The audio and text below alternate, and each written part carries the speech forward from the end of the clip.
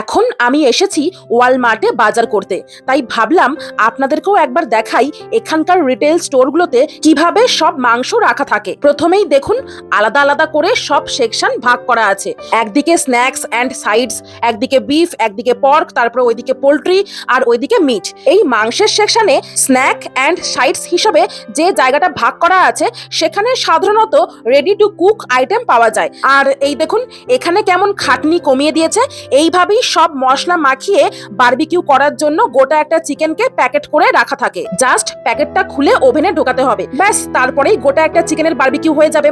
আর আমি তো আগেই বলেছি, এখানে গোটা চিকেন না কিনলে আমাদের দেশের মতো পাঁচমেশালি ভাবে চিকেনের বিভিন্ন বডি পার্টস একসাথে বিক্রি হয় না।